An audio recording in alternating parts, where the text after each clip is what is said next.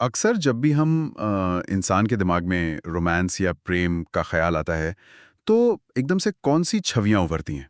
हाँ, मतलब ज्यादातर तो कोई शांत नदी का किनारा होगा। बिल्कुल, या खिले हुए फूल। हाँ, धीमी धीमी हवा, या फिर वो पूर्णिमा का चमकता हुआ चांद। सही कहा। मतलब सदियों से कला हो या साहित्य, हमने अपनी इन कोमल भावनाओं को ना प्रकृति की कोमलता के साथ ही जोड़कर देखा है। एकदम सही। ये एक तरह का स्थापित पैमाना बन गया है कि भाई जहाँ प्यार है वहाँ सब कुछ बहुत नाजुक और शांत होना चाहिए। है ना? हाँ, और ये एक बहुत ही स्वाभाविक मानवीय प्रवृत्ति है। मतलब इंसान अपनी सबसे गहरी और कोमल भावनाओं को सुरक्षित रखने के लिए एक ऐसे आवरण की तलाश करता है जो खुद भी उतना ही कोमल हो। हाँ, तभी शायद साहित्य में हमें वो गुलाब की पंखुड़ियों या भोर की ओस का जिक्र बार-बार मिलता है। बिल्कुल मिलता है। मगर सोचिए, क्या हो अगर इस बेहद कोमल एहसास को हम किसी ऐसी जगह रख दें, जहाँ कोमलता नाम की कोई चीज़ है ही नहीं? मतलब एकदम कठोर जगह। हाँ, जैसे लोहे की भारी भरकम पटरियां, धुआं और आग उगलती तेज रफ्तार ट्रेनें और एकदम कड़क आवाज वाले वो रेलवे सिग्नल। अरे वाह, ये तो बहुत ही जबरदस्त कॉन्ट्रास्ट है। है ना? आज की इस विशेष गहन चर्चा में हम ठीक इसी दिलचस्प विरोधाभास की गहराई में उतरने वाले हैं। और हाँ, शुरुआत में ही मैं एक बात स्पष्ट कर दूं, हाँ, बिल्कुल बता दीजिए। हमारे इस विस्तृत विश्लेषण का ये केवल पहला भाग है, मतलब पार्ट 1। सही कहा, क्योंकि इस विषय की गहराई और इसमें छिपी भावनाएं इतनी अथाह है कि हम इसे एक हिस्से में समेट ही नहीं सकते। बिल्कुल, इसलिए इसका दूसरा भाग भी बहुत जल्द आएगा। तो चलिए इसे समझते हैं। हाँ, चलिए। आज का हमारा जो विषय है ना, वो सच में एक अद्भुत कलात्मक प्रयोग है। हाँ, और हमारे सामने जो स्रोत सामग्री है वो महज कोई एक तस्वीर और कुछ पंक्तियां नहीं है। ये तो दो पूरी तरह से विपरीत दुनियाओं का संगम है। एक तरफ एकदम विशुद्ध यांत्रिक दुनिया और दूसरी तरफ मानवीय भावनाओं का चरम। अगर हम उस तस्वीर की बात करें तो वो दृश्य अपने आप में बहुत कुछ कह देता है। मतलब एक बेहद खूबसूरत और आकर्षक युवती है वहाँ। हाँ, और उसने एक सुर्ख लाल रंग की साड़ी पहनी हुई है। बिल्कुल। और तेज हवा में उसके बाल पीछे की तरफ लहरा रहे हैं। उसकी आंखों में अगर आप देखें ना, तो एक अजीब सी दीवानगी है। एक गहरा जुनून। हाँ, गहरा जुनून। लेकिन उसके पीछे कोई फूलों का बगीचा या राजमहल नहीं है। नहीं, बल्कि उसके पीछे एक विशाल, आधुनिक और धातु से बनी तेज रफ्तार रेलगाड़ी है। एग्जैक्टली। और इसी तस्वीर पर एक बेहद मार्मिक कविता उकेरी गई है। तो आज के हमारे इस डीप डाइव का मुख्य उद्देश्य यही है कि हम ये समझें कि कैसे उस प्रेमिका की शारीरिक सुंदरता को शब्दों में ढाला गया है। हाँ, उसकी आंखों की वो तड़प और उसका वो गहरा भावनात्मक अलगाव, इन सब को रेलवे सिग्नलिंग के बेहद व्यवहारिक और नीरस नियमों के साथ जोड़ा गया है। जैसे हरी झंडी हो गई या बंद फाटक हाँ, और सीटी की गूंज। बिल्कुल। इन सबको इतनी खूबसूरती से पिरोया गया है कि क्या कहें। अच्छा, उस तस्वीर में जो लाल रंग है ना, मैं कहूंगी कि वो अपने आप में एक बहुत बड़ा प्रतीक है। कैसे? देखिए, एक तरफ तो लाल रंग प्यार, जुनून और असीमित ऊर्जा का प्रतीक माना जाता है ना? हाँ, वो तो है। लेकिन वहीं दूसरी तरफ अगर हम रेलवे की भाषा में बात करें तो लाल रंग का सीधा सा मतलब क्या है? रुक जाना या कोई खतरा। एकदम सही। तो ये कविता इसी गति और ठहराव के बीच के मानसिक तनाव को दर्शाती है। क्या बात है। तो चलिए इस काव्यात्मक यात्रा की शुरुआत करते हैं। कविता की जो पहली पंक्ति है ना, वो एक बहुत ही तेज गति के साथ शुरू होती है। हाँ, वो लाइन रेलगाड़ी सी तेरे शहर से गुजरूं। हाँ, रेलगाड़ी सी तेरे शहर से गुजरूं तो बंद फाटक पे मेरा इंतजार करे। मतलब यहाँ प्रेमिका खुद को एक तेज रफ्तार मशीन मान रही है। बिल्कुल। वो चाहती है कि जब वो शहर से गुजरे तो उसका प्रेमी अपनी दुनिया के सारे काम छोड़कर सिर्फ 2-3 मिनट के लिए उस बंद फाटक पर खड़ा रहे। सिर्फ और सिर्फ उसका दीदार करने के लिए। मुझे तो ये किसी बहुत ही फास्ट फॉरवर्ड या एक्शन से भरी फिल्म में अचानक से आने वाले स्लो मोशन रोमांटिक सीन जैसा लगता है। अरे वाह, क्या एनालॉजी दी है आपने। है ना? जहां दुनिया अपनी पूरी रफ्तार में भाग रही है, लेकिन उस प्रेमी की आंखों के लिए समय एकदम रुक गया है। यहाँ दिलचस्प बात यह है कि ये बंद फाटक की पारंपरिक छवि को पूरी तरह से पलट देती है। वो कैसे? मतलब अगर हम सामान्य जीवन की बात करें तो कोई भी व्यक्ति रेलवे क्रॉसिंग के बंद फाटक पर इंतजार करना पसंद करता है क्या? अरे बिल्कुल नहीं। सच्चाई तो यह है कि बंद फाटक सबसे ज्यादा खींच और झुंझुलाहट की वजह होता है। है ना? मतलब चिलचिलाती धूप हो, लोग अपनी घड़ियां देख रहे होते हैं, पीछे से लगातार हॉर्न बज रहे होते हैं, हर किसी को बस आगे निकलने की जल्दी होती है। वो जगह शोरगुल और तनाव से भरी होती है। हाँ। और यहीं पर आकर ये कविता एक साधारण दृश्य को जादुई बना देती है। कैसे? वो जो खींच वाला पल था ना, वो अचानक से एक गहरी भावनात्मक घनिष्ठता मतलब इमोशनल इंटीमेसी का अवसर बन गया है। अच्छा। प्रेमी के लिए उस फाटक का बंद होना कोई रुकावट नहीं है, बल्कि वो एक सौगात है। वो बंद फाटक असल में बाहरी दुनिया के शोरगुल, उस भीड़ और ट्रैफिक के बीच एक सुरक्षित दीवार बन गया है, ताकि वो दोनों एक दूसरे को देख सके। बिल्कुल। दुनिया वहीं रुक गई है उनके लिए। ये तो सच में बहुत खूबसूरत है। मतलब ट्रेन अपनी पूरी गति से गुजर रही है, डिब्बे एक के बाद एक गुजर रहे हैं। हाँ। लेकिन उस 2-3 मिनट के लिए वो धूल भरा बंद फाटक दुनिया का सबसे खूबसूरत एकांत संसार बन गया है, जहां सिर्फ एक ही चीज मायने रखती है, लाल साड़ी में लिपटी उस प्रेमिका की एक झलक। और इस झलक को अगर हम थोड़ा और गहराई से देखें ना, जी। तो इसमें जो सुंदरता है वो केवल शारीरिक बनावट तक सीमित नहीं है। तो और क्या है इसमें? वो हवा में उड़ते बाल, साड़ी का वो सुर्ख रंग और आंखों में मिलने की वो तड़प, ये पूरा दृश्य उस प्रेमी के अवचेतन मन में हमेशा के लिए छपने वाला है। अच्छा, मतलब एक मेंटल पिक्चर बन रही है। हाँ, यहाँ गति और ठहराव का एक बहुत ही सुंदर काव्यात्मक खेल चल रहा है। शारीरिक रूप से प्रेमिका गुजर रही है और प्रेमी ठहरा हुआ है। एकदम सही। लेकिन मानसिक और भावनात्मक रूप से दोनों उस एक ही पल में उस एक ही जगह पर पूरी तरह से ठहरे हुए हैं। लेकिन यार, विडंबना तो ये है कि ये ठहराव का भ्रम बहुत देर तक टिक नहीं सकता। हाँ, वो तो है।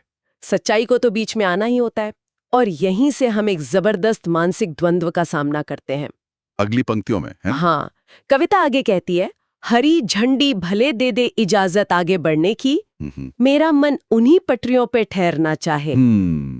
मतलब ट्रेन को आगे बढ़ने की तकनीकी अनुमति तो मिल गई है, लेकिन भावनाएं उस अनुमति को मानने से साफ इनकार कर रही हैं। ये स्थिति मानव मनोविज्ञान के एक बहुत ही गहरे पहलू को छूती है। वो कैसे?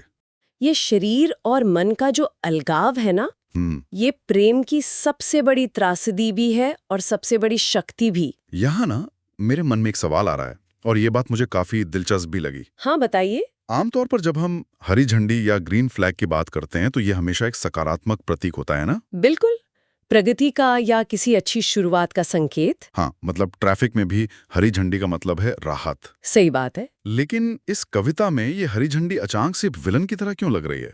ऐसा लग रहा है जैसे ये हरी झंडी कोई क्रूर नियम है जो दो प्यार करने वालों को जबरदस्ती अलग कर रहा है। बहुत ही सटीक अवलोकन है आपका। अगर हम इसे बड़े परिदृश्य से जोड़ें, तो वो हरी झंडी असल में इस समाज, दुनिया के नियम, वक्त की पाबंदियों और जीवन की उस अनिवार्य गति का प्रतीक है जिसे किसी की परवाह नहीं है। मतलब मोशन जो रुक नहीं सकता। हाँ, दुनिया किसी के लिए नहीं रुकती। रेलवे का सिग्नल या लोहे की वो मशीन इंसानी भावनाओं को नहीं समझ सकती। मशीन को तो सिर्फ अपनी समय सारणी, अपने टाइम टेबल से मतलब है। बिल्कुल, मशीन को इस बात से कोई फर्क नहीं पड़ता कि खिड़की पर बैठा कोई इंसान किसी को अलविदा कहते हुए अंदर ही अंदर टूट रहा है। उसके लिए तो वो महज एक स्टेशन से दूसरे स्टेशन की यात्रा है। और इसी यांत्रिक क्रूरता के जवाब में प्रेमिका का मन उन ठंडी पटरियों पर ठहरना चाहता है। जरा इस विरोधाभास पर गौर कीजिए। हाँ, पटरियां तो लोहे की हैं, बेहद ठंडी और कठोर हैं। लेकिन चूंकि वही पटरियां उस प्रेमी के शहर की जमीन को छू रही हैं, अरे वाह, इसलिए वे प्रेमिका के लिए दुनिया की सबसे कोमल और जुड़ाव वाली जगह बन गई हैं। जब प्रेमी अलविदा कहने के लिए अपना हाथ हिलाता है, तो प्रेमिका की आत्मा चाहती है कि वो सफर आगे ना बढ़े। हाँ, ये हरी झंडी के उस व्यवहारिक नियम के खिलाफ प्रेम का एक मूक विद्रोह है। सचमुच बहुत ही शक्तिशाली विचार है ये। मतलब शरीर भले ही उस धातु के डिब्बे में कैद होकर आगे जा रहा है, लेकिन मन ने तो उन पटरियों पर छलांग लगा दी है। एकदम सही। और जैसे ही ट्रेन सच में आगे बढ़ती है और दृश्य आंखों से ओझल होने लगता है, कविता में एक बहुत ही खूबसूरत बदलाव आता है। हाँ, विजुअल से हम ऑडिटरी की तरफ जाते हैं। बिल्कुल, जो भावनाएं अब तक सिर्फ देखी जा रही थीं, वो अचानक से एक आवाज और स्पर्श में बदल जाती हैं। वो पंक्तियां ना, सीटी की गूंज में छुपी हो मेरी तड़प। हाँ, सीटी की गूंज में छुपी हो मेरी तड़प और हवाओं में मेरा प्यार घुला नजर आए। ये भौतिक दूरी बढ़ने के साथ संवाद के तरीके कैसे बदलते हैं उसका एक उत्कृष्ट उदाहरण है। कैसे? जब आंखें एक दूसरे को नहीं देख पाती तो इंसान आवाज, हवा और यहाँ तक कि गंध का सहारा लेता है। लेकिन यहाँ जो बात सबसे ज्यादा हैरान करती है ना, वो है आवाज का चुनाव। ट्रेन की सीटी? हाँ, हम सब जानते हैं कि ट्रेन की सीटी की आवाज कितनी कान फोड़ू, कर्कश और पूरी तरह से मशीनी होती है। बिल्कुल, कानों को चुभने वाली आवाज। लेकिन इस कविता में उस भारी भरकम मशीनरी के शोर को एक आशिक की पुकार या उसके रोने की आवाज में बदल दिया गया है। ये तो ऐसा है जैसे किसी कारखाने के शोरगुल को किसी ने बांसुरी की किसी दर्द भरी धुन में ढाल दिया हो। क्या बात कही है आपने। जो सीटी बाकी दुनिया के लिए सिर्फ एक चेतावनी है कि भाई ट्रेन गुजर रही है, उस प्रेमी के लिए वो सीटी प्रेमिका की सिसकी बन जाती है। ये इस बात का प्रमाण है कि प्रेम कैसे हमारे पूरे नजरिए को बदल देता है। जो चीजें आम लोगों के लिए बहुत साधारण या परेशान करने वाली होती हैं, प्रेम में डूबे व्यक्ति के लिए वो एक गहरे अर्थ से भर जाती हैं। हाँ। ट्रेन की वो सीटी जो दूर तक गूंजती है और धीरे धीरे मध्यम होती जाती है, हाँ। वो असल में प्रेमिका की उस तड़प का विस्तार है। ट्रेन जितनी दूर जा रही है, वो गूंज उतनी ही लंबी खिंच रही है। ठीक उसी तरह जैसे दूरी बढ़ने के साथ तड़प बढ़ती है। बिल्कुल। और इस गूंज के बाद जो होता है वो शायद इस पूरी कविता का सबसे अंतरंग हिस्सा है। हाँ, वो फाटक खुलने वाला हिस्सा। जी, फाटक खुले तो तू भले लौट जाए घर को, तेरी आंखों में बस मेरा ही अक्स ठहर जाए।